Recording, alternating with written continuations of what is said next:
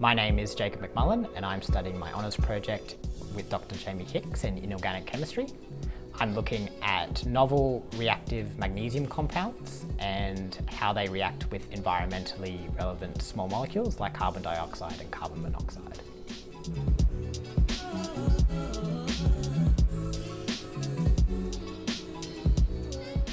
Best lab. We are the best lab. First thing I do in the morning is I rock up and I start my line, which involves turning on the vacuum and putting liquid nitrogen into the trap. While that's drying, we go for a group coffee in the morning just to relax, catch up. My favourite part of doing honours is rocking up every day to something that resembles a job and being really interested and motivated in doing the work and not dreading the long work day. I really enjoy being there every moment and being engrossed in the work, so much so that the lifestyle doesn't really feel like work, it just feels like a passion that I'm pursuing. After we finish coffee, I'll set up my first reaction for the day. So all the glassware has to be oven dried, and to keep that nice and dry and moisture free, it needs to be kept under inert atmosphere.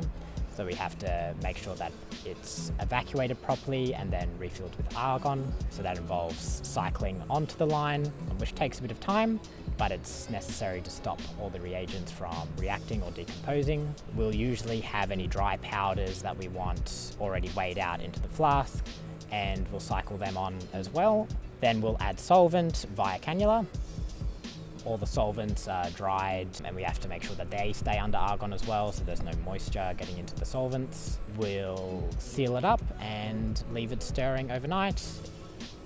I really like how the field I'm working in is a really underexplored field compared to other fields of chemistry. It's relatively new, so I really feel like I'm on the frontiers of human knowledge and doing some really exciting research that people will pay attention to.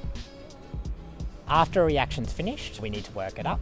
For me, that'll often involve backing off the reaction solvents, adding a different solvent to kind of take advantage of different solids being soluble in different things, then removing the solvent again under high vac, where essentially I act as a little rotovap with the vacuum line, putting it under reduced pressure and me swirling it and heating it with my hand sometimes to remove the solvent.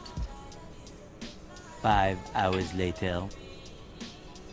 Once that's nice and dry, then we quickly take it into the glove box and begin cycling that in.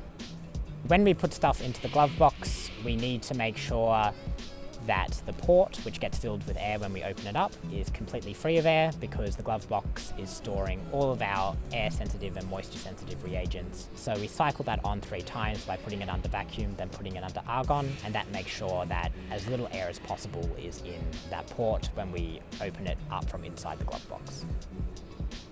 So once we have our reaction flask into the glove box, we can essentially open it up and handle it as if we were handling the flask on a bench, except that we're a little bit encumbered by these really big gloves that we have to wear. So we essentially scrape out the solid into a little sample vial jar, and then we take an NMR of it. We need to use these special NMR tubes that have a special seal that keep our NMR sample under an inert atmosphere and prevent our NMR sample from decomposing. Stuff doesn't work in the lab a lot. I deal with it by treating each failure as a lesson and treating the entire process of research as a process of elimination till we eventually get to the point that it works. So I kind of try and see the value in each experiment I do and keep it in my mind that that was an important experiment to run, whether it was a successful experiment or a failed experiment. Each time it fails, I get closer and closer to figuring out the right way. So when we need to take an NMR, we go around to the NMR room, we load our NMR tube into a special holder, we load it into the machine, and then we run our NMR experiment.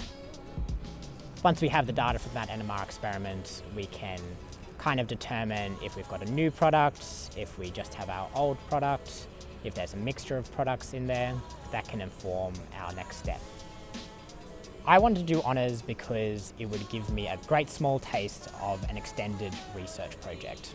And I wanted to pursue research because I really wanted to have a positive impact on the world. And research felt like a really unique way that I could contribute to the world and to the wealth of human knowledge. And I found the idea of conducting an extended research project where I could generate and potentially publish results that could have the impact on the world very exciting. Honours has provided me that opportunity as part of my degree to pursue that extended research project, really get invested in it, really kind of tell a story with that research and present something to the world that is truly my own.